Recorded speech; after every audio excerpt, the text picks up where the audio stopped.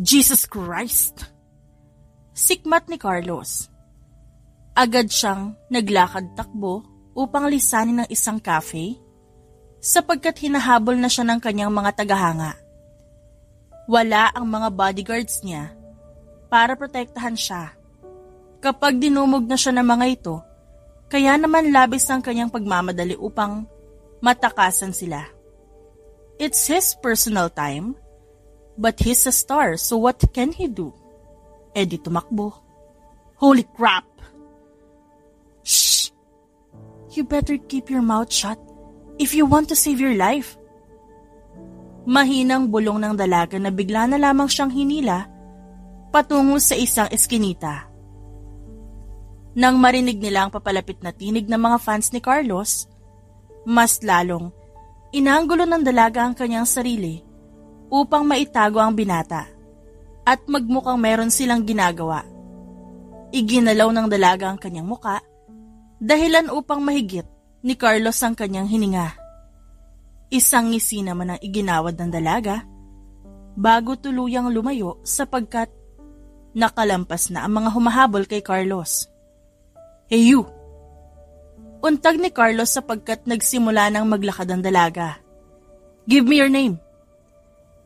Hindi man kita dulot ng dilim sa eskinita, subalit napataas ang kilay ng dalaga. Para saan? For my autograph? Mayabang na ani Carlos sabay labas sa isang mini album niya. Sa isang mabilis na kilos, nasa kamay na ng dalaga ang album na hawak ni Carlos. I'll take this. You can take this back when we see each other again. Or pwedeng ako na lang. Pili ang saad ng dalaga. Take care, Mr. Idol. Aniya at winagayway sa ere ang kamay bago tuluyang maglahos sa paningin ni Carlos. Naiwang nakamaang si Carlos sa gitna ng madilim na eskinita. Hindi man niya nakita ang itsura ng dalaga, subalit sapat na ang kalaliman ng tinig dito upang humanga si Carlos. Isang ngiti ang sumilay sa kanyang labi bago tawagan ng kanyang tauhan at bago tuluyang lisanin ang eskinita. Gotcha! Fan ka rin pala ni Carlos Griffin, ha? Ani Talia, nang makita ang kaibigang nanonood ng live telecast ng car racing competition. Napangiti si Venice nang maalala ang tagpo sa may madilim na eskinita. Pagka-uwi niya sa bahay ng gabing yun, agad niyang pinakinggan ang album ni Carlos at tuluyang naging fangirl ng binata. Hanggang sa lahat na lamang ng aktibidad ni Carlos, nakasubaybay siya. Lalo siyang gumagwapo. Wow, Venice! Marunong ka palang tumingin ng gwapo? Akala ko baril na lang bumubuo sa buhay mo.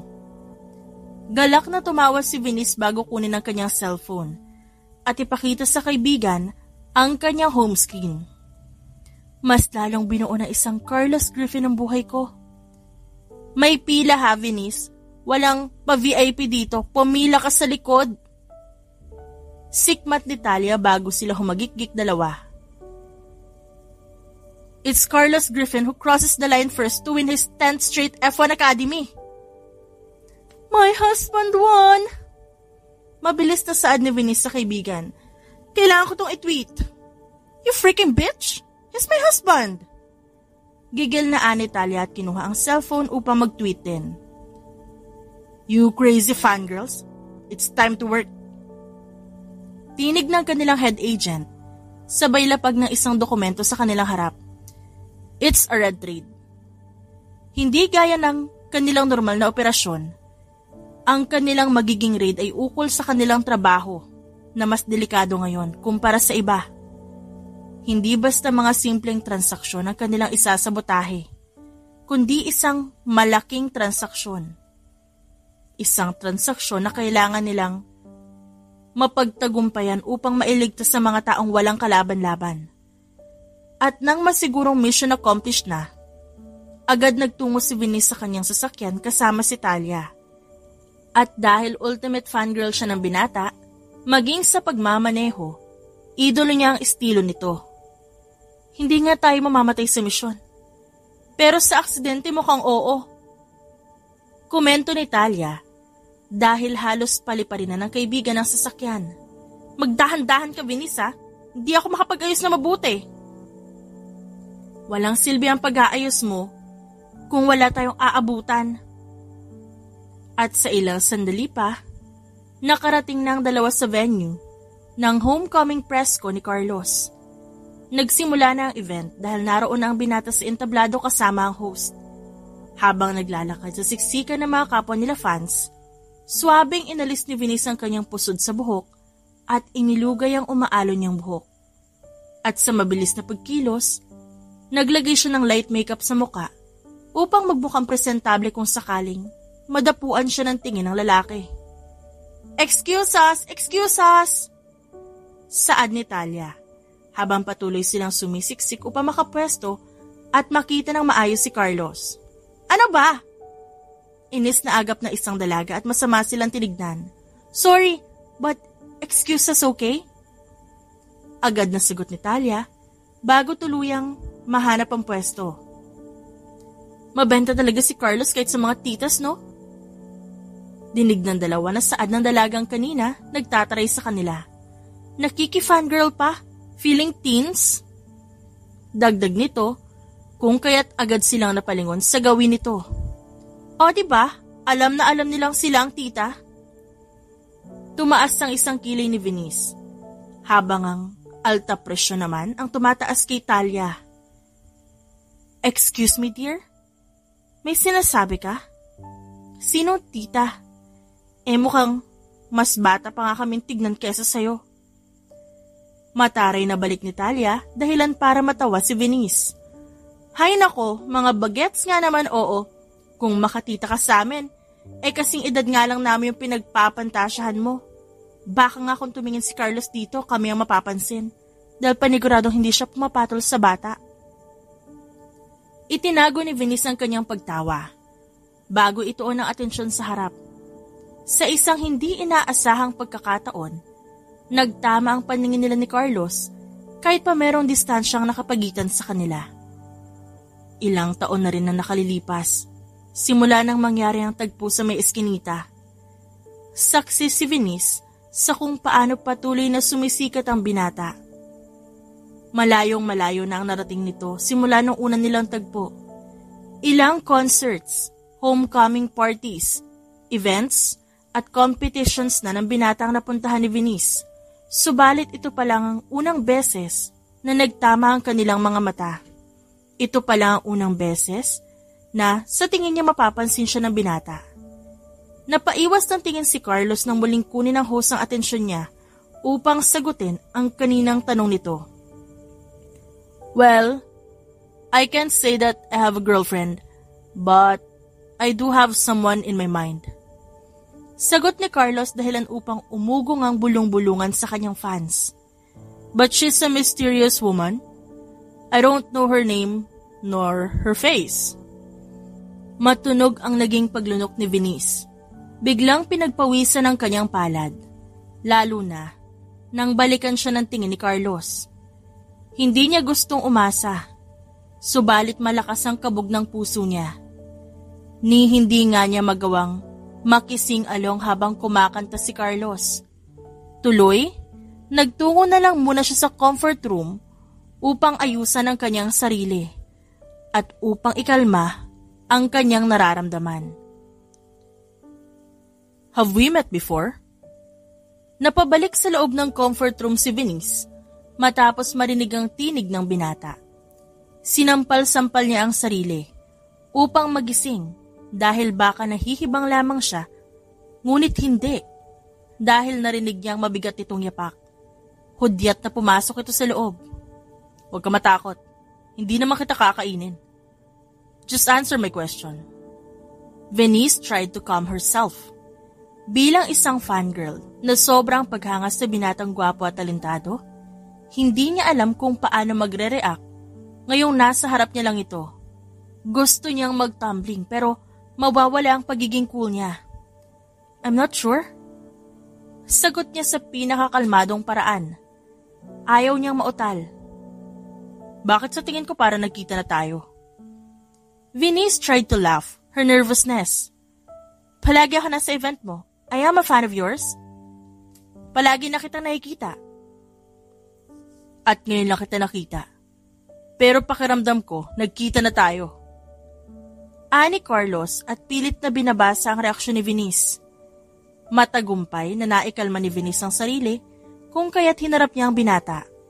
Subalit, agad din siyang natulala dahil sa kakaibang dating ng kagwapuhan ni Carlos. He has a hard feature, but gentle at the same time.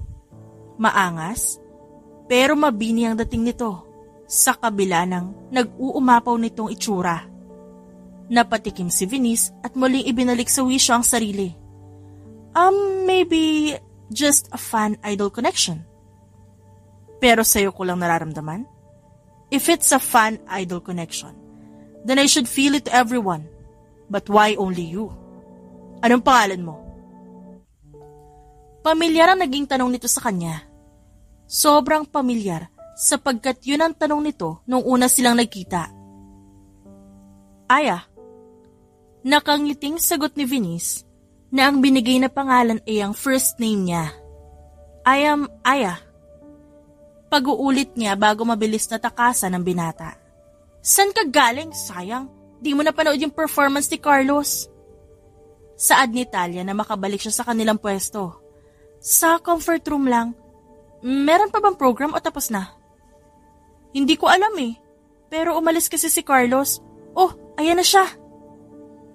Pinanood ni Venice ang paglalakad ni Carlos paakyat sa stage, kasabay ng hiyawan ng mga fans. Ngayon, muli niyang natanto ang layo nila. Ang distansya sa pagitan nila. Na isa itong bituing kumikinang habang siya isang masugid lang na nakamasid sa bituin na yon. Napanguso na lamang si Venice sapagkat natanto niyang sinayang niyang pagkakataong ibinigay sa kanya ng kapalaran para mapalapit kay Carlos. Inikot niya ang paningin sa kumpulan ng mga tagahanga nito. Lahat sila pare-pareho ang pangarap. Yun ay ang mapalapit sa binata. Huminga ng malalim si Venice habang diretso ang tingin kay Carlos. Kung ang bawat kaso o mission nga, hindi niya hinahayaang maging mission failed, si Carlos pa kaya? Kaya naman ipinangako ni Venice na sa susunod na kumatok ang pagkakataon para mapalapit siya sa idolo niya, hindi niya na ito palalampasin pa. She will shoot the bullet to aim that lucky fangirl star. Kamusta ang interrogation? Tanong ni Talia nang makabalik ang kaibigan sa opisina nila. Napairap si Venice bago kumuha ng tubig para uminom. Ayaw niya magsalita. Ayaw niya magbigay ng pangalan sa black market. Gusto ko na lang siyang tirisin. Galak ang naging pagtawa ni Talia dahil sa gigil ng kaibigan. Relax, tita. Pakinggan mo muna itong good news.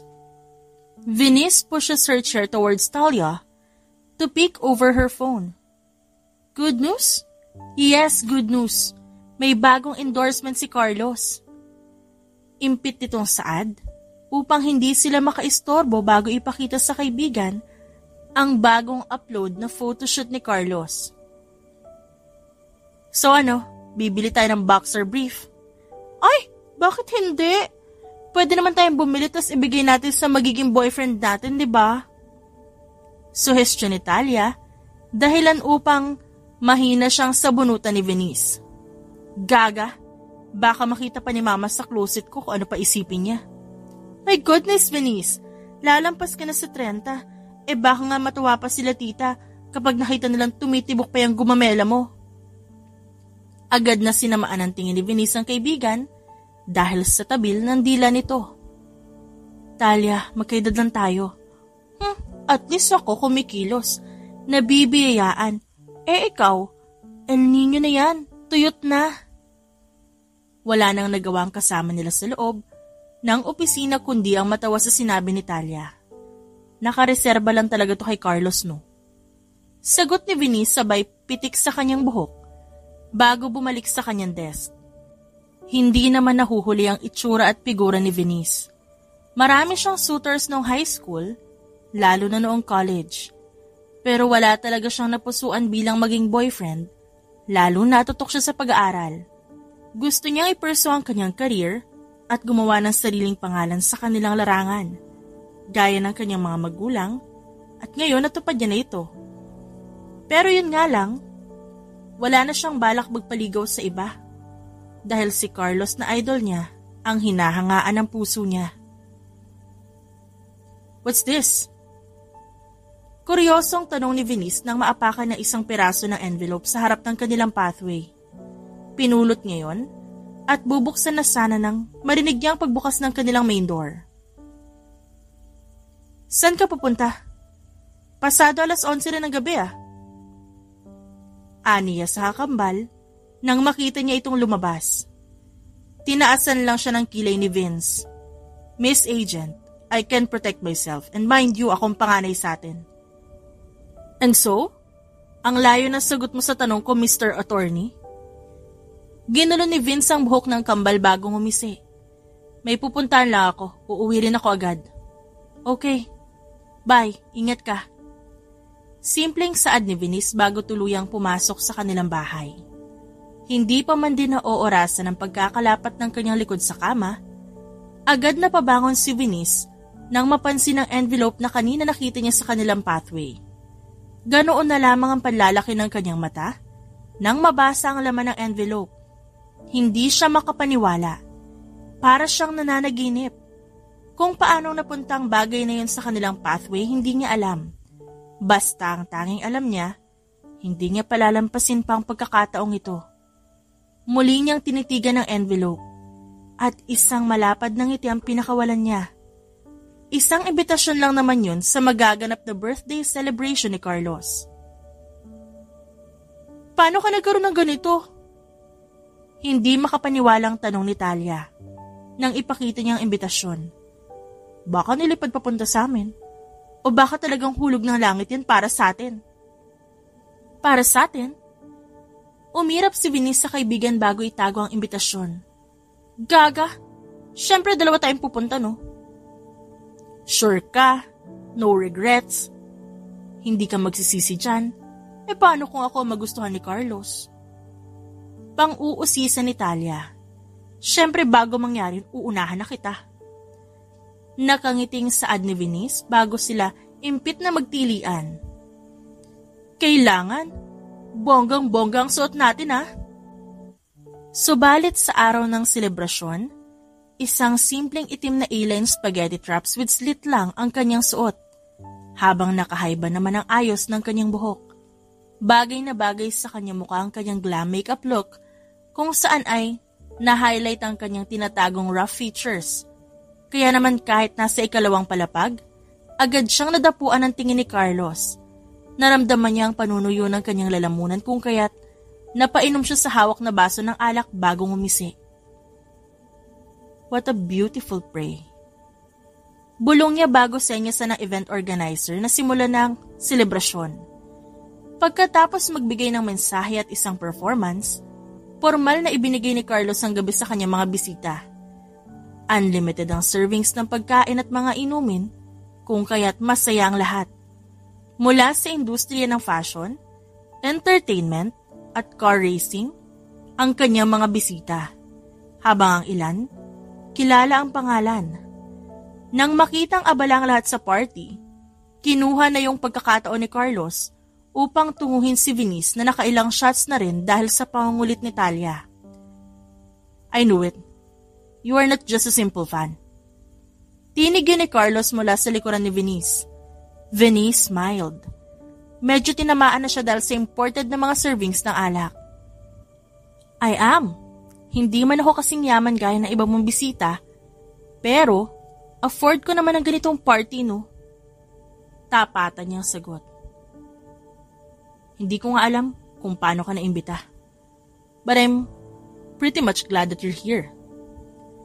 Aniya sa mababang tinig bago lumapit sa dalaga. Oh! Simpleng sambit ni Venice bago muling napalagok ng alak dahil sa kakaibang init na umaakyat sa kanyang katawan. I feel special. Tuluyan ang naisara ni Carlos ang distansya sa pagitan nilang dalawa. Ramdam niya ang likod ng dalaga sa kanyang dibdib habang patuloy silang nilalamon ng maingay na party music at hiyawan mula sa mga nagsasayawan. Ibinaba ni Carlos ang kanyang muka upang bumulong sana. Subalit gumalaw ang dalaga, dahilan upang lumapat ang labi niya sa tenga nito. Naging dahilan yon upang dumaloy ang kakaibang init sa kanyang katawan. Wrong move. Ani Carlos, na ngayon ay nakahawak na sa bewang ni Venice. Carlos! Sambit niya sa pangalan ng binata dahil tila nahihilo na siya sa sensasyong dulot ni Carlos. Masyadong maingay dito para mag-usap. Let's talk somewhere else. Yung makakapag-usap tayo na maayos. Subalit ibang pag-uusap pala ang tinutukoy ni Carlos. Dahil pagdating sa private room ng binata, natagpuan nila ang kanilang mga sarili na nasasabik sa isa't isa. Hanggang sa isang mainit na tagpo ang pinagsaluhan nila hanggang sa sumilip ang liwanag mula sa madilim na kalangitan. Hindi yun panaginip. Mahinang bulong ni Venice sapagkat nang magmulat siya ng mata, ang gwapong mukha ng idolo ang bumungad sa kanya. Oh my, Carlos! Sa wakas, nahanap na rin kita. Tinig ni Carlos at unti-unting nagmulat ng mata. Ikaw yung babaeng tumulong sa akin nun sa may iskinita. Napakagat sa ibabang labis si Venice. Hindi niya alam kung ano ang mararamdaman niya matapos ang nangyari sa kanila ng lalaki. Lalo na sa kaalamang nakilala na siya nito.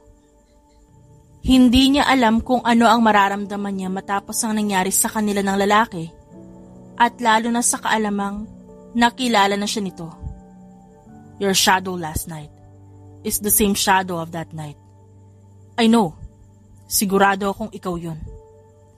Saad ni Carlos bago ito pumaibabaw sa babae. Siguro naman. Tanda mo ba ang sinabi mo ng gabing yun? Kung tanda mo pa, ibig sabihin, alam mong wala ka na ligtas ngayon. I am taking you. Pinaningkitan ni Talia ng mata ang kaibigan habang papasok ito sa kanilang opisina. Bihirang malate si Venice at nangyayari lamang yun tuwing may malaki itong operasyon. Kaya naman, alam agad ni Talia na nalate ang kaibigan sa ibang dahilan. Hindi pa nga nakakaupo sa kanyang upuan, agad na siyang inusisa ng kaibigan kung saan ito nagpunta matapos maglaho sa party ni Carlos. At dahil matalik na kaibigan, walang nilihim na detalye si Venice. Maging ang naging mainit nilang tagpo ni Carlos. Pruhak ka! Oh my God! Grabe, hindi ako makapaniwala. Pero, deserve ng gumamela mo Deserve ng gumamela mo yun. Hindi ka na virgin. Agad na tinutok ni Venice ang kamay sa kaibigan. Bunganga mo talaga, Talia? Grabe. Parang mas nalasing pa ako sa nalaman ko ngayon kaysa sa alak dun eh. Pero kung sa bagay, sa dami ng naisalba mong buhay, baka iyan ang reward sa'yo ni Lord. Pero grabe talaga, I felt betrayed. Tila ng aasar na nag-iinarte, na nagdadrama, na dagdag ni Talia, na tinawanan lang ni Venice. Nalunod na ang sumunod na sinabi ni Talia dahil natuon na sa text message ni Carlos ang atensyon ni Venice. Kung si Talia hindi makapaniwala, mas lalo naman siya. Pero, hindi niya rin maipagkakaila ang sayang nararamdaman ng puso niya. Lalo na't si Carlos Griffin, na kanyang iniidolo, ang magiging unang lalaki sa buhay niya. Kaya naman sa mga sumunod na araw at linggo, tuwing libreng oras nila patago silang nagkikita dalawa upang magsama. Sigurado ka ba? Paano kung may makakita sa akin na pumasok sa bahay mo? Baka magka-issue pa eh. Ayoko na mangyari yun. Saad ni Venice habang kausap sa tawag si Carlos. Then what do you want? O saan mo ba gustong pumunta? Sa ibang lugar? We can go out of town. Limot mo yata kung sino ka, mister, no? Kahit saang lupalop ng bansa ka pumunta, meron at merong makakakilala sa'yo. Yun na nga. Kaya sa bahay ko na lang dahil mas safe. Walang makakakita sa atin. Okay, sige na, sa bahay mo na lang. Good, alam mo naman ang passcode ko. Ani Carlos, bago ibaba ang tawag upang maghanda ng kanilang pagkain. Napabuntong hininga si Venice habang nakahinto ang sasakyan dahil tumatawid ang mga ito. Sa hindi kalayuan, natanaw niya ang malaking billboard ni Carlos.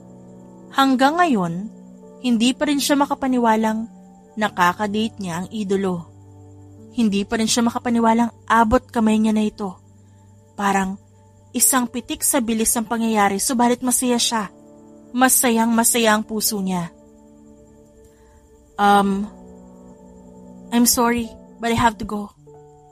Malungkot na sabi ni Venice matapos mabasa ang mensahe ng kanilang head agent.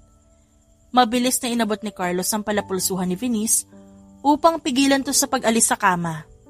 Basta ka nalang aalis? Nangunot ang noo ni Venice dahil hindi niya nakuha ang tanong nito nang bigla na lamang siya nitong hilahin at muling inihiga. I'll be away. May tour ako sa Europe. At pagkatapos may kompetisyon naman ako sa Singapore. I'll be gone for almost a month. Wala ka bang ipapabaon sa akin? Pero katatapos lang natin kanina. Nahihiyang sagot ni Venice pero totoo naman yon. Pero gusto ko pa. Lalo na't isang buwan tayo magkakalayo. Saad ni Carlos at sinimula ng halikan si Venice. Sinilip ni Venice ang orasan mula sa bedside table bago matamis na ngumiti kay Carlos. 30 minutes will do, I guess. Aniya at muling nagpasakop sa binata. Habang nagbibihis, bigla na lamang sinipat ng kuryosidad si Carlos tungkol kay Venice. Sa halos isang buwan nilang pagkikita at pagsasama, hindi pa niya natatanong ang dalaga tungkol sa pribadong buhay nito. Interesado siya subalit, mas nais niyang makilala ito mula sa kanilang pagsasama. Pero ngayon, hindi niya mapigilan ang kuryosidad niya. Is it an urgent work call? Panimula ni Carlos habang nagsasapatos si Venice. Tumango naman ang dalaga at agad binalot ng lungkot. Pasensya na. Carlos smiled gently at her. You understand the nature of my work, so I must do the same. Pero ano bang trabaho mo? Malay mo na sa isang industriya lang pala tayo. I can make amends. Aniya, sa tila nagyayabang na tinig sabay tawa. Napakagat sa ibabang labis si Venice. Madalas, cover job ang ibinibigay nilang uri ng kanilang trabaho upang protektahan ang kanilang identity at hindi maapektuhan ang kanilang pagiging investigador. Pero sa puntong ito, hindi magawang makapagsinungaling ni Venice sa binata. Isa akong investigation agent. Sagot ni Venice at ibinigay ang ahensyang pinagtatrabahuhan niya. Oh, that's a cool work. Ani Carlos upang itago ang gulat. O baka malate ka na. Pwede pa naman natin pag-usapan niya sa ibang araw. Matamis ang ngiti na iginawad ni Venice sa lalaki bago ito mabilis na binigyan ng halik sa labi. Bye, see you soon. Pinanood ni Carlos ang pag-alis ni Venice nang may ngiti. Subalit nang mawala ang dalaga sa kanyang paningin, unti-unti ring natunaw ang ngiti sa kanyang labi. Napasandal siya sa pader at agad na inilipad ang isipan niya sa kung saan. Napabuntong hininga siya. Aminado siyang attracted siya kay Venice simula pa lang nung nagkita sila sa eskinita. At lalo yung lumalim nitong nagdaang buwan na magkasama sila. Ngunit isang pangambang bumalot sa puso niya sa kaisipang si Venice ay isang investigation agent. Isang mabigat na buntong hininga ang pinakawalan ni Carlos bago i-dial ang isang contact number. Sandaling katahimikan pa ang namayani bago magpasyang magsalita si Carlos. I will send you a name. Give me all her details. Walang labis, walang kulang. Sa paglipas ng araw, kapwa naging abala ang dalawa sa kanya-kanya nilang mundo. Naging malimit ang pagre-reply ni Carlos sa mga text messages ni Venice hanggang sa naging wala na itong reply. Kaya naman pinagkakasya na lamang ni Venice ang pananabik niya sa panonood sa mga shows at interviews ni Carlos sa katatapos lamang nitong tour. Sunod niyang pagkakaabalahan ay ang papalapit na F1 competition kung saan ay muli niyang susungkitin ang panalo. Bagaman nababahala, mas pinili ni Venice na intindihin na lamang ang sitwasyon ng binata. Girl, tumatakaw ka na. Puna ni Talia sa kaibigan dahil sa nakalipas na araw doble ang itinakaw nito. Stress eating yan, Miss na miss ang idol loves niya. Napairap si Venice at muling nilantakan ng kinakain. Tapos na ang competition niya pero wala pa rin siyang reply. Baka busy pa yun. Alam mo naman ang sikat. Pang-aalo ni Talia sa kaibigan bago buksan ang pagkaing combo burger. Ew! Ano ba yan? Panis na yata yung binili mo, no? Ano ba yan? Kamatis? Agap ni Venice at agad nagtakip ng ilong matapos maamoy ang kamatis na naroon sa burger ng kaibigan. Naningkit ang mata ni Talia sa kaibigan at lalo pang inilapit ang kamatis sa kanya hanggang sa tuluyan na lamang siyang tumakbo dahil naduduwal na siya. Aha! Hindi ako manghuhula, pero nasisiguro kong naasinta ka ni Carlos. Nakangiting saad ni Talia na sinundan ng kaibigan sa comfort room. Anong sinasabi mo? Kailan ka huling dinatna na, Ber? If I remember it correctly, magkasunod lang tayo nagkakaroon pero mukhang ako lang ang dinatnan ngayon. Magpa-check up ka na. Saad ni Talia at ngumisi. Oh my God! Bulong ni Venice sabay tutup sa kanyang bibig habang hawak ng isang kamay ang ultrasound picture. Is this really true? Congratulations, Venice! Grabe! Ikaw na talagang ultimate lucky fan girl. Sigurado ako matutuwa niyan si Carlos. Hindi lang isa kundi dalawa na naghihintay sa kanya sa pagbabalik niya. Pinawi ni Venice ang luha at agad itinago sa bagang ultrasound picture. Hindi na ako makapaghintay na makauwi siya. Subalit ang tuwang nararamdaman ni Venice, mapapalitan ng kirot at lungkot. Dahil kahit na makabalik si Carlos sa Pilipinas, wala pa rin itong naging reply sa mga mensaheng ipinadala niya. Kaya naman, nagpa siya siyang puntahan ito sa bahay para sorpresahin ng lalaki sa balitang dala. Ang hindi niya inaasahan, siya palang magugulat dahil sa asta ni Carlos sa kanya. Who's your visitor, hon? Tanong ng isang blonde girl mula sa loob ng bahay ng binata. Diretso ang tingin ni Carlos sa mga mata ni Venice nang sumagot ito. Nothing. Just a random fan, I guess. Nag-igting ang panga ni Venice dahil sa kirot na nararamdaman niya. Agad na nagtalo ang isipan niya kung sasabihin pa ba niya sa lalaki ang dalang balita o hindi na. Lalo na't nakikita niya na meron na itong iba. Hindi ko alam kung anong nagawa ko at bigla ka nalang nagbago.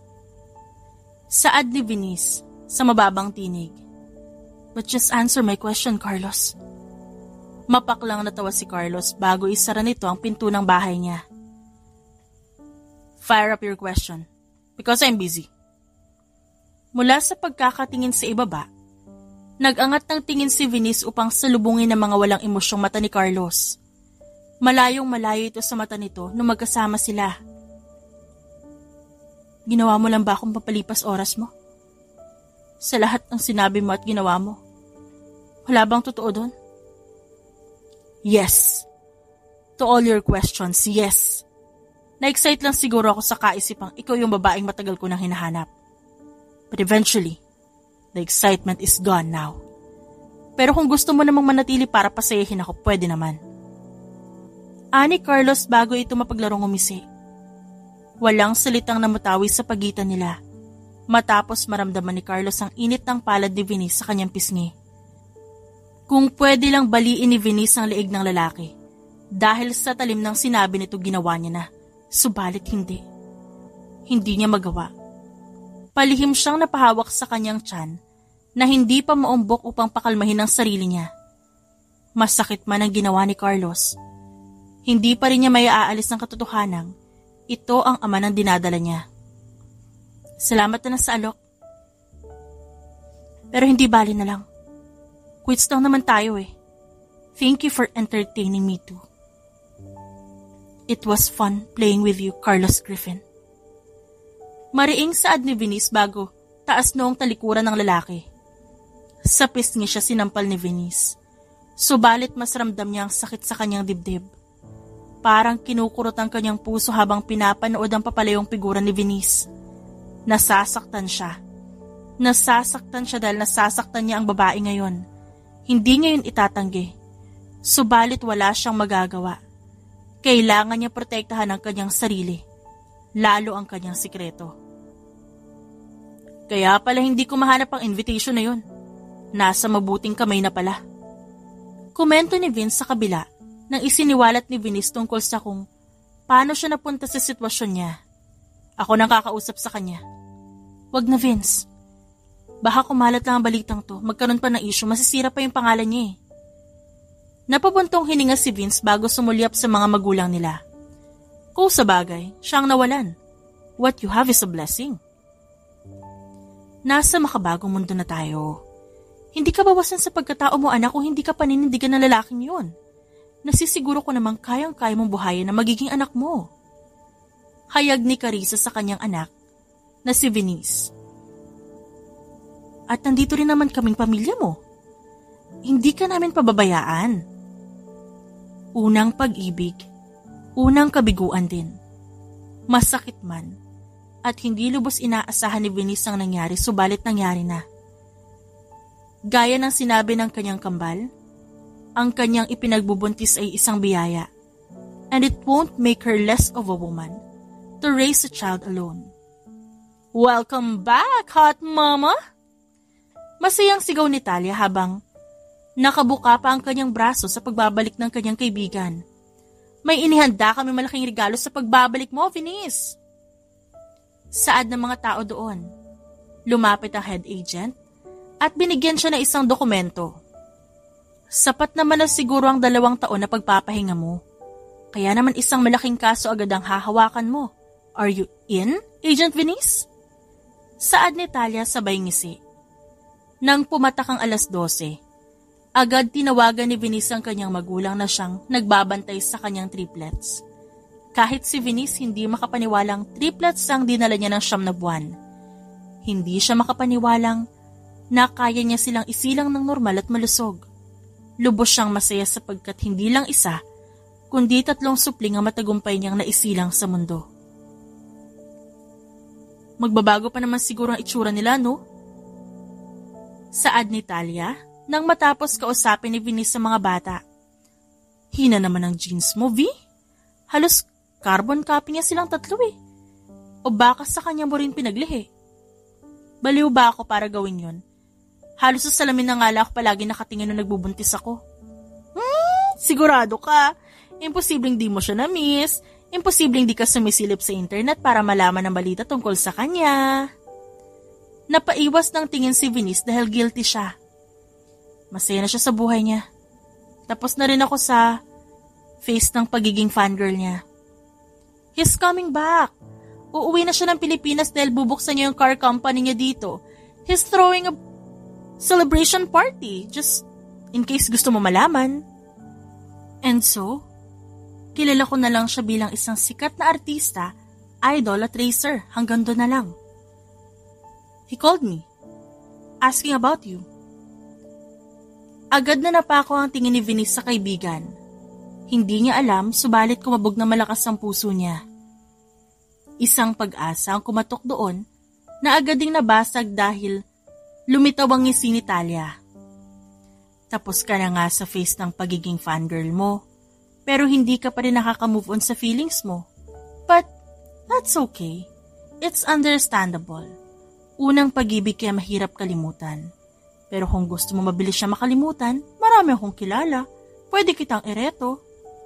Dagdag ni Talia bago humalakhak ng tawa. Napailing na lang si Venice dahil sa kaibigan. Kung noon, sa trabaho at sa pagiging fan kay Carlos niya itinutuon ng oras, ngayon ay sa trabaho at sa kanyang triplets na. Pagsapit nga ng dapit hapon, excited na siyang umuwi upang makasama ang kanyang triplets. Pero pagdating sa bahay, tulog na ang mga ito. Hanggang sa makatulugan na rin ni Venice ang panonood sa mga natutulog niyang triplets. Masyadong misteryoso ang grupong to. Lalo na't bago lang sila sa bansa. They originally operates in Sicily. Kaya wala tayong choice kundi mag-undercover. Saad ni Talia habang nasa harap ng glassboard. Kung mag-undercover tayo, sino magiging target natin? Tanong ni Venice mula sa kabilang gawin ni Talia. Itong taong to, ayon sa intel, siya ang nag-iisang taong labas-pasok sa bansa mula sa Sicily. This is his background details. Agad namang nag-flash mula sa monitor ang background ng lalaking tinutukoy nila. Dahil sa ugnayan niya sa mafia sa kabilang bansa, siya ang magiging main target natin para sa undercover. He will surely give us the lead. Tumayo si Venice at agad ibinigay ang magiging role ng bawat isa sa team nila. We will do the undercover. Aniya at sumulyap kay Talia. Inayos ni Venice ang peking hair wig at bigote habang hinihintay ang paglabas ng kanilang target sa penthouse nito. Nang makita ang paglabas nito, agad siyang sinalubong ni Talia kasama ang manager nito. Bumaba naman si Venice sa sasakyan upang pagbuksan sila ng pinto. Iyon ang kanilang naging unang hakbang hanggang sa unti-unti na silang makakuha ng impormasyon mula sa pag-undercover. Susama ka pa ba? Paano kung magkita kayo ni Carlos doon? Concern na sabi ni Talia dahil a-attend sa isang party ang kanilang target. Talia, naka-undercover tayo. Sa tingin mo ba makikilala niya ako sa ganitong itsura? Saad ni Venice at iminuwestra ang nakapanglalaking itsura niya. At trabaho ang ipupunta natin doon. Wala akong pakialam sa kanya, no? Fine. Hindi naman siya ang ipupunta natin doon. Oh, halika na, Mr. Driver. Just don't hesitate to call me if something happens. Wag na wag kang magpapatay ng earpiece mo. Bili ni Venice sa kaibigan. Matamis na ngumiti si Talia bago ayusin ang sarili at magpaalam sa kaibigan. Sandaling nanatili si Venice sa sasakyan bago mainip at maisipang pumasok sa hotel kung saan ginaganap ang party. Matapos maka-order ng kanyang coffee drink, naupo siya sa may lobby. Ilang minuto rin niyang pinanood ang mga taong lumalabas at pumapasok doon hanggang sa madapo ang kanyang paningin sa bagong pasok. Walang ipinagbago. Lalo lamang nag-mature ang itsura nito na nagpadagdag sa maangas ngunit mabini nitong itsura. Napatuwid na upo si Venice nang makita ang paglipat ng tahak ni Carlos patungo sa kanyang gawi. Napaiwas siya ng tingin at agad pinanlamigan ng palad. You should be outside waiting for the guest. Park my car. Anito sa baritonong boses sabay hagis sa kanya ng susi. Bago ito tumalikod at maglakad palayo. Naningkit ang mata ni Venice at mahinang napamura. Mayabang. Komento niya bago tumungo sa labas. Kuya, pakipark po ang sasakyan na ito. Doon daw po sa pinakadulo. Saad niya? Bago iabot ang susi ni Carlos sa isang lalaki. Muling bumalik si Venice sa lobby para doon maghintay hanggang sa makatulog ito. Tuloy, hindi niya namalayan ang pag-alis ng ilang mga bisita. Tuloy-tuloy sa paglalakad palabas si Carlos nang bigla na lamang mapukaw ang atensyon niya. Kusang humakbang ang kanyang paa patungo sa kabilang bahagi ng lobby kung saan natutulog si Venice. Napatitig si Carlos sa kanya hanggang sa unti-unting magmulat si Venice at magtama ang kanilang mata. Agad namang nag-iwas si Venice at umayos na upo. Nasa valley na po ang inyong susi at sasakyan, sir. Aniya na pilit pinapalaki ang kanyang boses. Okay. Simpleng sagot ni Carlos at agad ding umalis. Naikiling nito ang ulo dahil tila pamilyarang matang nakita niya. No way. Aniya nang sumagis sa kanyang isipan ang imahe ni Venice. Sigurado kang hindi kanya nakilala? Usisa ni Talia habang pauwi na sila dahil naihatid na nilang kanilang target sa bahay nito. Ba't kanya nilapitan? Inakala niyang valet ako. Sure? Baka naman nakilala ka niya. O baka napamilyaran. Umiling si Venice dahil alam niyang malabo yon. Lalo na't walang emosyon ang bumakas sa mukha ni Carlos nung magkaharap sila. Ba't pa siyang pinag-uusapan natin? Ikaw, ano nasagap mo sa party? Isang matagumpay ng ngiti ang ibinigay ni Talia sa kaibigan. Hindi ko narinig ang eksaktong usapan. Hindi ko rin masyadong naintindihan. dahil ibang lengguwahe. Pero sigurado ako, may gathering na mangyayari sa Royal Rose. Royal Rose? Takang tanong ni Venice. Tumango si Talia bilang tugon. Isang high-end club dito sa Manila. Sa sumunod ngang araw, agad nagsagawa ng meeting si Venice upang malaman ng report sa kung ano ang takbo ng kanilang investigasyon. Ipinagpatuloy nila ang kanilang undercover hanggang sa dumating ang araw kung saan magkakaroon ng gathering ang grupong kanilang iniimbestigahan. At mula sa pagiging driver at stylist, ang sumunod na undercover ng dalawa ay maging entertainer sa naturang club. This is the thrill of doing undercover. Nakangising bulong ni Talia habang nag-aayos ng muka. Kailangan nating galingan. Kailangan tayo ang maibook. Muli pang nilapatan ni Venice ng red lipstick ang kanyang labi bago bumaling sa kaibigan. Kaya mo na yan. Ako nang bahala sa support. Ha? Baka nga paglabas pa lang natin mabook ka na. Girls, get ready. Remember, big time ang mga guests natin ngayong gabi. Huwag niyong ipapahiya ang club. Saad ng kanilang madam. Okay, 5 minutes more. Mas excited ako mapanood kang mag-entertain. Tukso ni Talia sa kaibigan habang hinihintay ang oras. Huling beses kita nakitang sumayawis nung college pa. Impit na humagikgik si Talia. Lumapit si Venice dito at kinurot ang tagiliran ng babae. Hindi tayo nagpunta dito para panoorin mo ko Yeah, bukod sa talagang pakay natin, dapat gamitin mo na rin ang chance nito para makabingwit ng magiging daddy ng triplets mo. Gusto mo ba palitan ko ng kulay ube ang makeup mo Seryosong tanong ni Venice ngunit tinawanan lamang siya ni Talia. Relax, V. Tandaan mo isa kang entertainer ngayon. You must pose for softness. Ani Talia bago naunang tumayo dahil oras na ng kanilang performance. Ang mga original girls ng club ang naunang lumabas at umentrada sa entablado. Mula sa kortina, doon sumilip si Venice.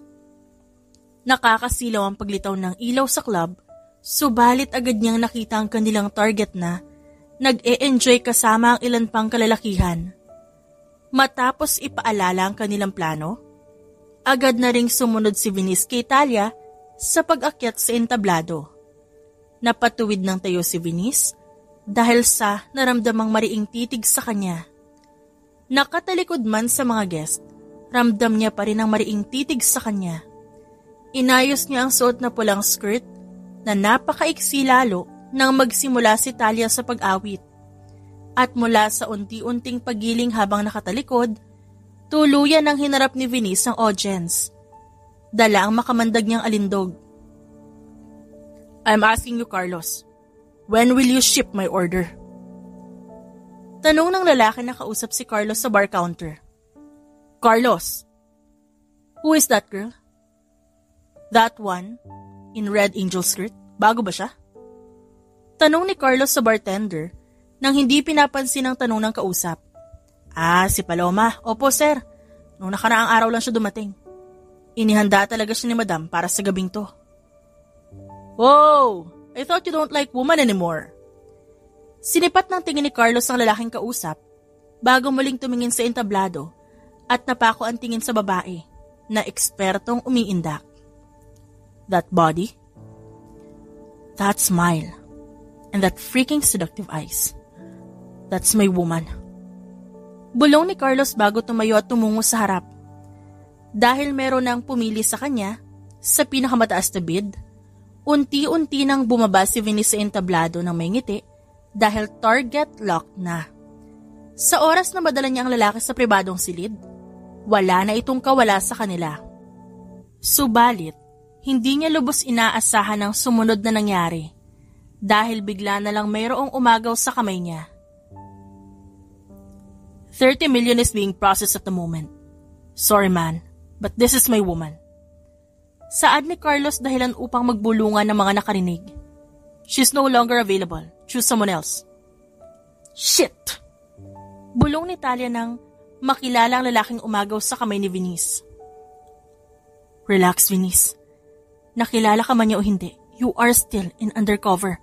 Prepare for a backup plan. Dagdag na sabi niya sa earpiece communication nila. Nagpatianod si Venice kay Carlos habang tinutungo nila ang madilim na pathway kung nasa ng mga private rooms. Walang salitang namutawi sa kanilang pagitan habang patuloy na pinoproseso ni Venice ang nangyayari hanggang sa makarating na lamang sila sa isang pribadong silid. Dinig niya ang paglock ng lalaki sa pintuan na naging dahilan upang makabalik siya sa kanyang wisyo. Pinaalala niya sa kanyang sarili na hindi siya si Venice at hindi si Venice ang kaharap ni Carlos. Ipinaalala niya sa kanyang isipan ang kasalukuyang trabaho.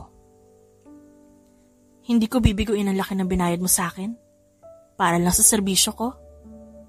Saad ni Venice sa nangaakit na tinig bago ilapat ang palad sa matipunong dibdib ni Carlos. Dapat lang. You should satisfy my cravings. Halos 2 taon din ako nagpalipas.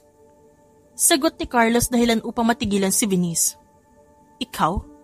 Nagpalipas sa 2 taon? Parang imposible. Lalo na't isang pitik mo lang sa daliri mo. Marami nang pipila para pasihin ka.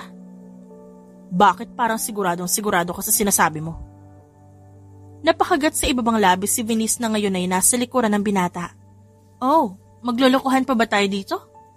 Ikaw lang naman ang nag-iisang sikat na si Carlos Griffin. Aniya, na unti-unti nang bumababa ang haplos sa katawan ni Carlos. Kaya sisimulan ko ng pasayahin ka para makarami pa ako ngayong gabi. Mahigpit ang naging paghawak ni Carlos sa kamay ni Venice bago yon makarating sa maselang parte ng kanyang katawan. Ramdam ni Venice ang higpit niyon, subalit hindi yon uri ng higpit na may sakit. At sa isang iglap, si Venice na ang nasa harap habang nakakulong sa mga bisig ni Carlos. Yeah, you're right. Maglolokohan pa ba tayo dito? Hindi ba, Venice? Bulong ni Carlos sa mismong tenga ni Venice dahilan upang manigas siya. Sa gulat. Sa tingin mo maluloko mo ko? Kahit anong ayos ang gawin mo, makikilala at makikilala pa rin kita. Natahimik siya. Hindi niya alam kung paano siya nakilala ni Carlos sa kabila ng pagpapalit niya ng itsura. Subalit hindi yun ang nasa isip niya, kundi ang misyon na kailangan niyang tapusin. Hindi pwedeng masabotahe ang kanilang operasyon dahil lang sa nangyari. Kailangan niyang makawala kay Carlos. Hindi ko alam ang pinagsasabi mo. Who is Venice? Hindi ko siya kilala. At bakit pinapatagal pa natin to? Ayaw mo bang paligayahin kita? Alam ni Carlos na ang kanyang ginagawa ay delikado. Alam niyang isang patibong ang kanyang kahuhulugan sa oras na bumigay siya kay Venice. Alam niya at sigurado siya sa kung anong pakay ni Venice kung bakit ito nasa club. Yun ang bagay na dapat niyang iwasan kung gusto niyang protektahan ang kanyang sikreto. Kaya niya nga ito sinaktan para protektahan ang sikreto niya. Pero imbis na umiwas, inilalapit pa muli ni Carlos ang sarili sa kapahamakan. Drop the mask, Venice. Alam ko nandito ka para sa isang misyon. Mula sa pagkakayakap mula sa likod, bumitiw si Carlos. Naglakad dito palapit sa table na naroon sa silid bago magsali ng alak. Habang si Venice kinuha ang pagkakataon para makakuha ng impormasyon sa mga kasamahan. Subalit isang impormasyon ang lubos na gumulantang sa kanya. See? Ani Carlos habang nakangisi dahil sa pagtutok ni Venice ng baril sa kanya. Anong binabalak po, Carlos? Anong ginagawa mo? Kung alam mo naman pala ang pakay ko dito, bakit? Ba't inilapit mo ang sarili mo? Nilagok ni Carlos ang alak na hawak bago ito muling tumingin kay Venice. Because I badly missed you. Huwag mo na akong paglaruan, Carlos. Matapos mo akong itapon na parang wala lang kanya na sasabihin mo ngayon? Ano akala mo sa tanga? Siguro nung una oo, pero ngayon hindi na. Maybe it could be a different story, Venice. Only if you are not an agent. Gusto kong sa'yo mismo manggaling ang totoo. Gusto kong sabihin mo sa akin ang totoo. Parte ka ba ng grupong to? Parte ka ba ng grupong sumisira sa buhay ng mga inosenteng tao? Bumuntong hininga si Carlos. Hindi niya kailangan magpaliwanag kay Venice. Ang kailangan niya ay takasan na ang babae bago pa siya mapalibutan ng mga kasamahan nito. Pero traidor ang sarili niya dahil hindi niya magawang humakbang paalis. Parte ako ng grupo na nagtatrabaho sa gangland, pero hindi ako parte ng sindikatong sumisira sa buhay ng inosente. You know, I only do illegal things, but I don't end people's lives. Huwag mo akong paikutin, Carlos. Walang takot na hinakbang ni Carlos ang distansya sa pagitan nila ni Venice sa kabila ng mariing pagkakatutok sa kanya ng baril. I am a mafia boss. Only a mafia boss. Ani Carlos, bago pawiin ang luhang pumatak mula sa mga mata ni Venice. Sorry kung lagi kitang pinapaiyak. Dagdag niya, bago kinantilan ng masuyong halikang noo ni Venice. Napasalampak na lamang si Venice sa sahig ng tuluyang maglahaw si Carlos sa silid. Impit siyang napahagulhol sapagkat muling nadurog ang kanyang puso. Hindi siya makapaniwala na ang lalaking iniidolo niya, ang lalaking minamahal niya, at ang lalaking ama ng kanyang anak na triplets, isang taong mayroong masamang ginagawa. Hindi man siya miyembro ng sindikato na sumisira sa buhay ng inosenteng tao, parte pa siya ng grupo sa gang world. Bali-balik na rin man ang mundo, meron pa ring illegal na ginagawa si Carlos na bawal sa batas. Illegal smuggler si Carlos. Siya ang supplier ng mga illegal firearms, mga sasakyan, at iba pang materyales na hindi dumadaan sa legal na proseso. Siya na lang hindi pa nahuhuli. Imporma ni Talia at agad pinanghinaan si Venice. Hindi pa failed ang misyon. Isang tao na lang kailangan nating mahuli para tuluyang matuldukan ng illegal na gawain ng grupong to. Tiwala naman ako makakain yung harapin ng taong to, di ba, Venice? Saad ng kanilang head agent. Tumango na lang siya bago muling magpatuloy sa kanilang meeting. Sa mga sumunod ngang araw, pinagtuunan nila ang paghahanap kay Carlos. Anong gagawin mo? Anong balak mo? Tanong ni Talia habang naroon sila sa bakuran nila Venice at kasama ang triplets. Ano bang marapat kong gawin, Talia? Alagad ako ng batas. May sinumpaan akong pangako sa ating bayan. Hindi ko maatim na labagin yun dahil lang sa personal na ugnayan ko kay Carlos. Ano man ang sabihin ko, hindi yun mababago na isa siyang mafia. Yun ang katotohanan. Mafia boss siya, Talia. Napangiwi si Talia bago kargahin ang isa sa mga triplets. Gusto kong ma-amaze sa kanya. Pero hindi ko maiwasang kilabutan. Pero at least, hindi malalang sindikato ang daddy niyo. Aniya na ang kausap ay ang mga bata. Pero ang hirap niyang hanapin. Tayo na ang ultimate fangirl niya. Akala ko alam ko na lahat tungkol sa kanya, hindi pa pala. Mabigat ang naging pagbuntong hininga ni Venice. Saan natin siya hahanapin? Huhulihin mo siya? Hindi makapaniwala ang tanong ni Talia. Oo, Talia. Mahal ko man siya. Iniidolo ko man siya. Ama man siya ng triplets ko. Huhulihin ko pa rin siya. Kailangan niyang pagbayaran sa batas sa maling gawain niya. Para na rin sa mga triplets. Gusto kong iligtas sila sa mundong kalalakihan nila. Bakit kung sabihin na lang natin sa kanya yung tungkol sa triplets? Baka sakaling lumabas siya kapag nalaman niya may anak siya. Aray! Sakit ah! Angin ni Talia nang masapol siya na maliit na bato mula kay Venice. Gagamitin mo pa mga inosenteng bata? Trabaho nating harapin siya kahit sang lupalo pa siya ng mundo magtago. Saad ni Venice bago mapukaw ang kanyang atensyon ng isang figura mula sa kanilang bakuran. Isinawalang bahala niya na lang yun at nagpatuloy sa pakikipaglaro sa mga bata kasama si Talia.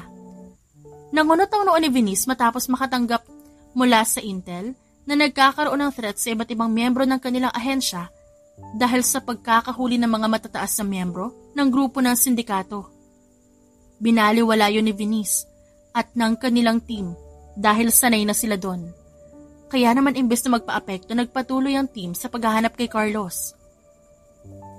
Ganyan ba kasaya kapag may apo na? Bigyan ko na rin yata si Mama. Biro ni Talia nang makita ang pinadalang larawan ng ina ni Venice, naroon sila sa park at namamasyal. Sa lahat ng narinig ko sa'yo, yan ang pinakamaganda sa pandinig. Bilisan mo na, dapat 3 rin ang anak mo para may kalaro yung mga anak ko. Parang kailangan ko munang maghanap ng kagaya ni Carlos na asentado para makapag-triplets ako agad. Sagot ni Talia at nagtawanan ng dalawa.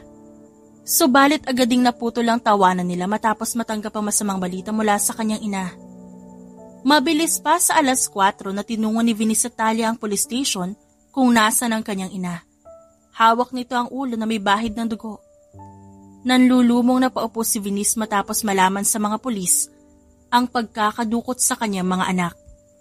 Alam niyong mainit din ang mata ng mga pulis sa akin. Anong kailangan niyo at pinapapunta niyo ako rito?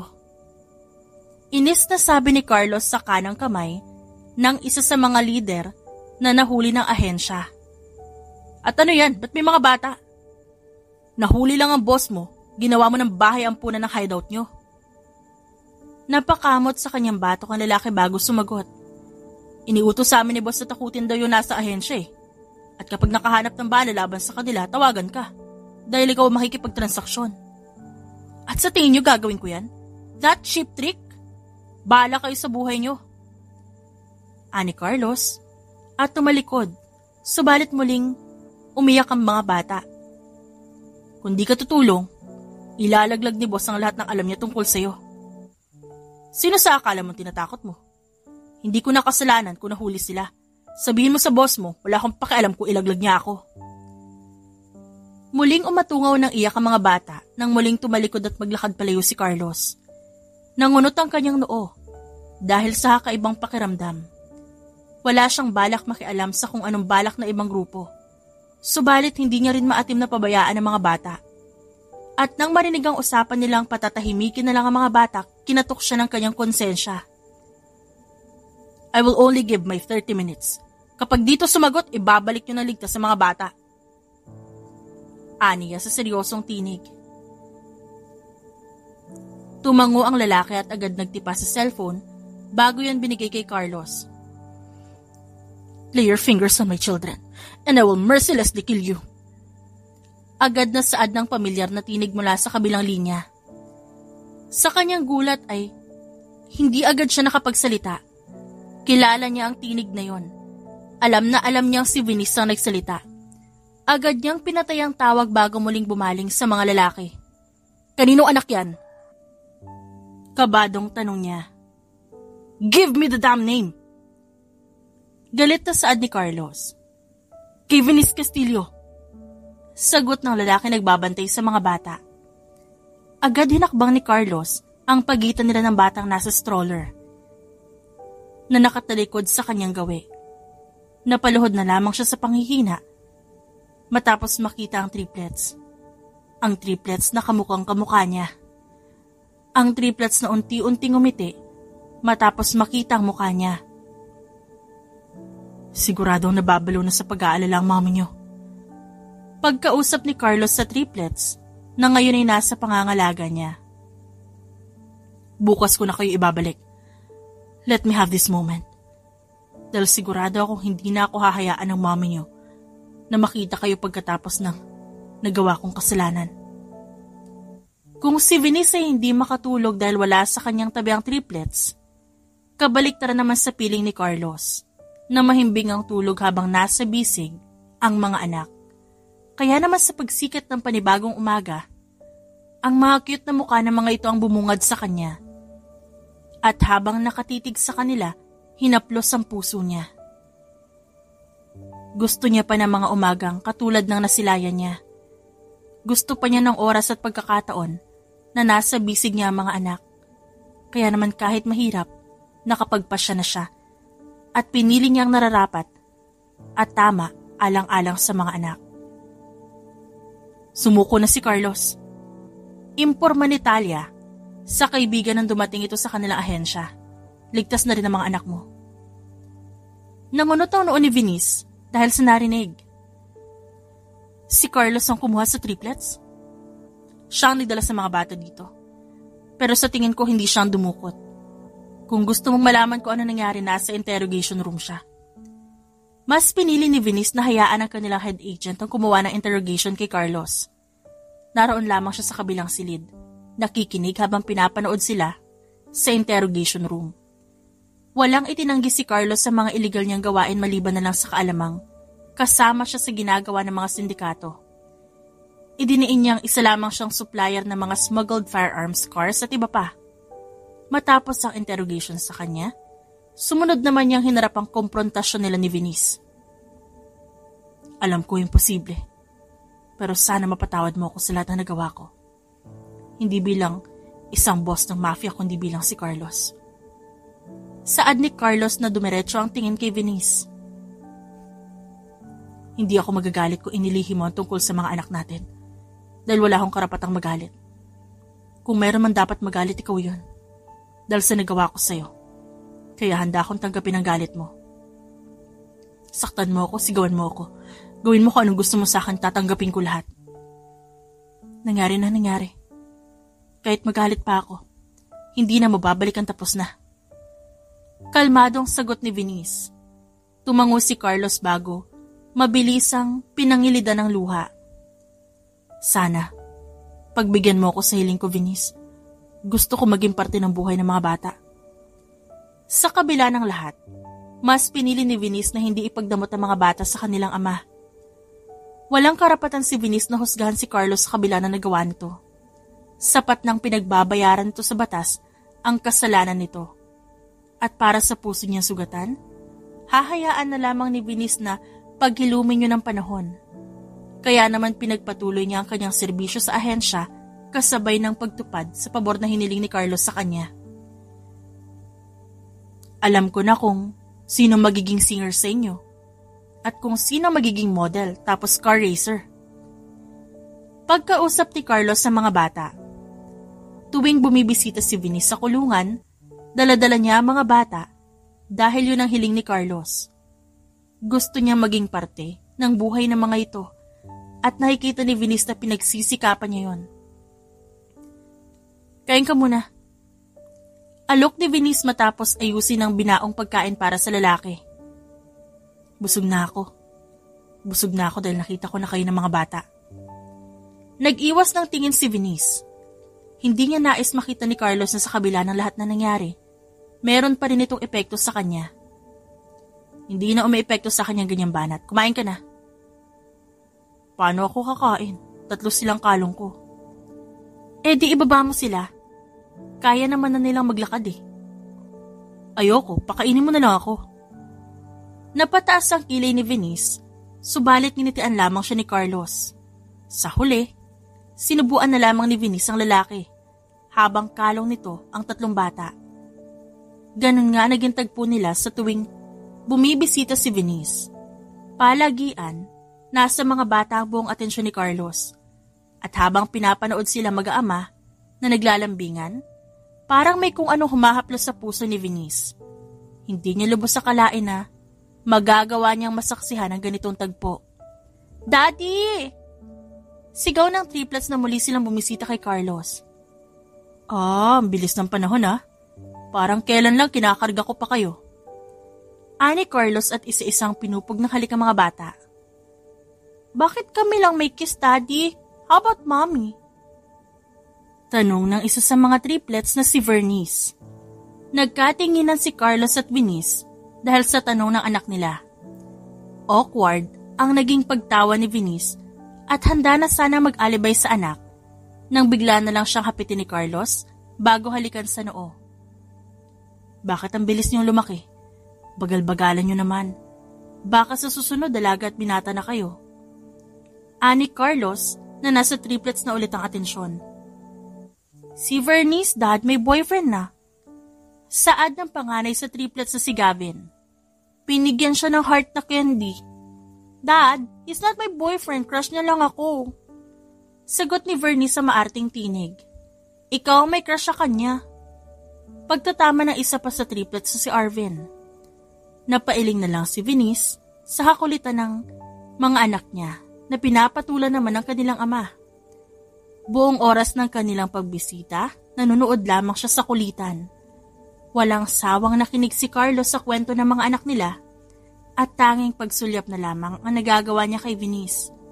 Habang si Venice naman lubos na hinahangaan ng effort ni Carlos na mapagtibay ang relasyon sa mga bata. Hindi nito hinayaan ang sitwasyon na limitahan ang kanyang pagiging ama sa kanila. Bago tuluyang umalis, inabot ni Carlos ang kamay ni Venice at mahigpit yung hinawakan. Thank you. Salamat, Venice. Salamat sa pagpapalaki sa kanila. Salamat sa pagbibigay ng pagkakataon na maging parte ako ng buhay nila.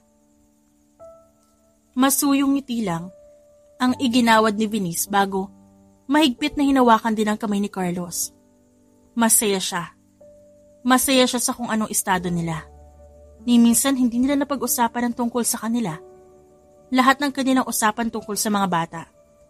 Kaya naman tuluyan ang tinanggap ni Venice ang katotohanan ng mga bata lamang ang tanging ugnayan nila ni Carlos.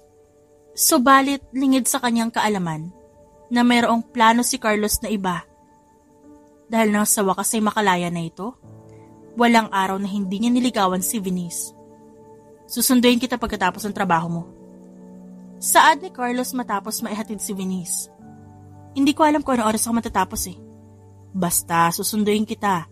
Hihintayin matapos ang trabaho mo. Ani Carlos, bago gawaran ng masuyong halik sa noo ang babae.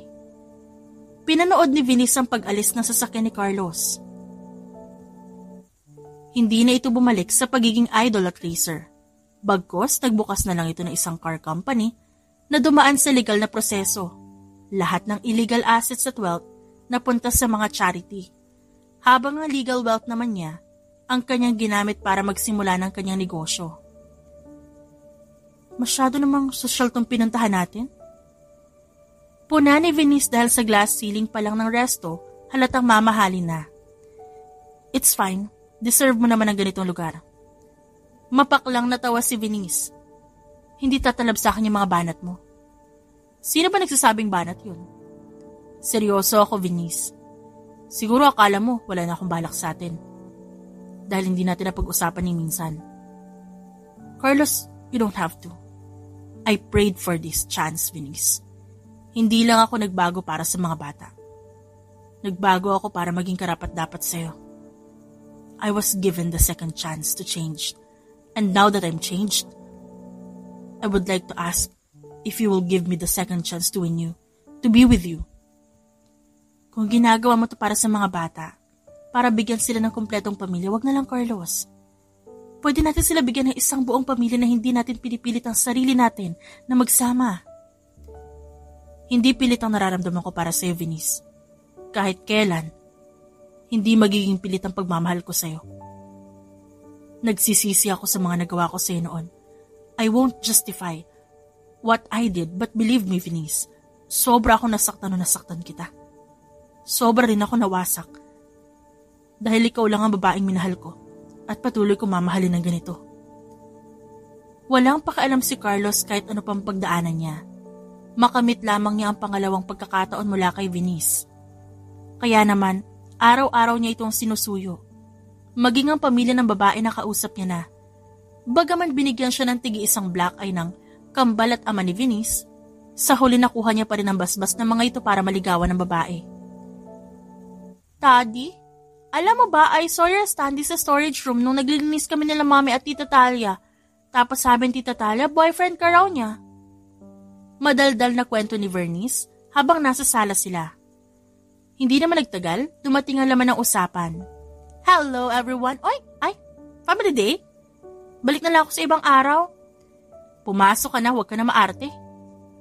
Saad ni Venice sa kaibigan mula sa kusina. Imbes na samahan ng kaibigan sa kusina, bumalik si Talia sa sala upang makipagkwentuhan sa mag-aama.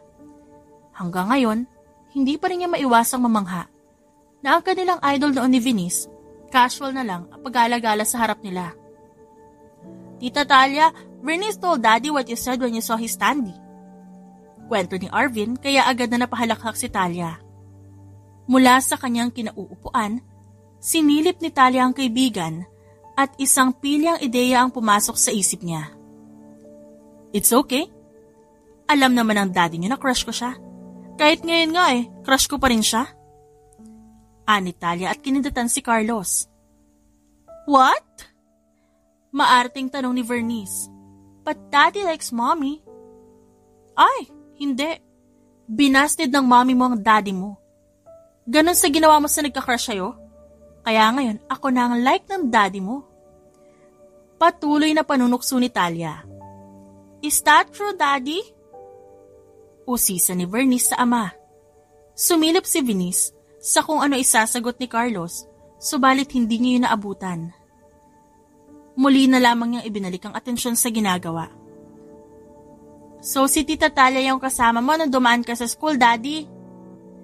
Panggagatong ni Gavin, dahilan upang matigil si Venice sa paghihiwa ng mansanas. Yeah. Simpleng sagot ni Carlos. Nanatiling nasa hinihiwang mansanas ang tingin ni Venice, ngunit ang kanyang atensyon naroon sa sala sa usapan ng mga ito. Eddie, dalawa ang mommy namin? Tanong ni Vernice bago tumakbo kay Talia. Kiss mo nga si Daddy? Impit namang sumigaw si Venice dahil daliri na pala niya ang nahiwa at hindi na ang mansanas. Napangisi si Talia nang mabilis daluhan ni Carlos ang kanyang kaibigan. Sabay-sabay namang humagikik ang triplets dahil success ang misyon nila. Guys, bibili lang kami ng ice cream Isasama ko ang mga bata para makapag-usap kayo. You can take your time. Pilyang sigaw ni Talia mula sa sala bago sila tuluyang lumabas ng bahay. Napailing na lang si Carlos matapos hugasan ng nagdurugong daliri ni Venice. Hindi siya makapaniwala. Nabibigay si Venice sa kapilyahan ng kaibigan nitong si Talia. You really think that I will still like other woman? Hindi imposible, maganda si Talia. Pero hindi siya si Venice.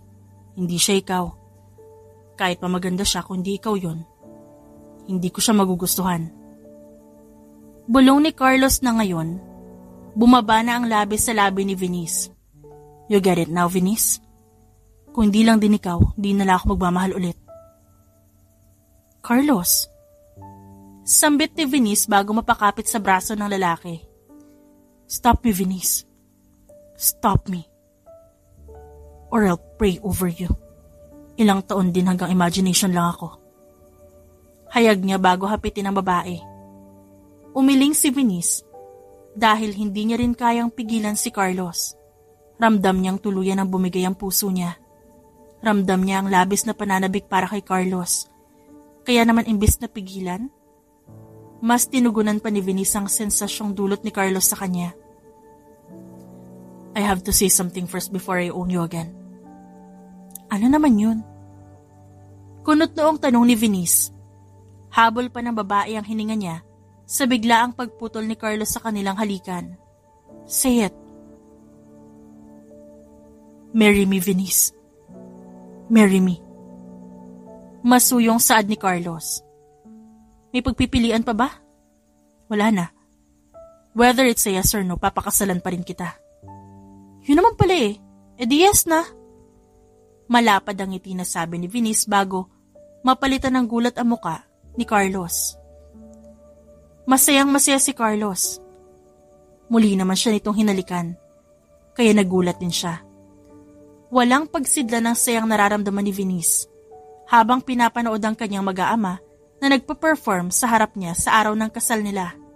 Sa lahat ng hindi niya inaasahan, isa ang bagay na ito doon. Dahil noong nawasak ang puso niya, hindi na siya umasa pang darating sila ni Carlos sa puntong ito. Lalo na noong malaman niya ang sikretong tinatago nito. Subalit talagang mapaglaro ang tadhana. Dahil ang taong nagwasak sa puso niya, siya rin palang nag-iisang tao na bubuo nitong muli. Palagi ko ipagpapasalamat na nabigyan ako ng ikalawang pagkakataon sa buhay para magbago at maging deserving sa'yo. Sa'yo at sa'yo lang talaga ako susuko. Galak na tumawa si Venice bago salubungin ang tingin ni Carlos. Lahat na bibigyan ng pagkakataon na magbago, pero hindi lahat pinipiling magbago. And it takes courage and bravery to change. Kaya pinagpapasalamat ko rin na pinili mong magbago para sa mga bata, para sa akin, at higit sa lahat para sa sarili mo. Aniya bago tumingkayad para gawaran ng mababaw na halik si Carlos. Hindi importante kung ano naging nakaraan mo. Ang importante, nagawa mong itama ang mali mo. Nagawa ko itama ang mali ko dahil dumating ka sa buhay ko. Mahal kita, Venice. Hayaan mo ko mula sa araw na ito at sa susunod pang araw na pagsilbihan at mahalin ka pang lalo. Madamdaming pahayag ni Carlos bago sakupin ang labi ni Venice para sa isang malalim na halik. Sa lahat ng pinagdaanan nila, sa pangakong panghabang buhay din pala ang bagsak nila. Walang pinagsisihan si Venice sa pinagdaanan at nangyari sa kanila, lalo na sa mga naging desisyon niya.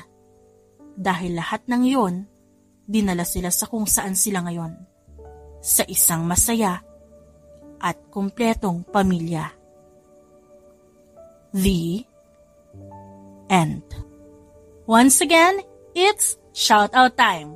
Shout-out kina Emilia Tuason, Medal Talon, Juanita Kapati, Noni Sands, Agon, Baroga, Lina Cruz, Paula, Aynagula, Miss Bing, Miss Alejandra, Melanie Albit, Lourdes Batorm, Rara Loder, Mario Balingit, Rosita Nicolas, at Nika Regidor. Again, maraming salamat po sa pagsuporta sa aming channel. Hanggang sa muli mga kaibigan!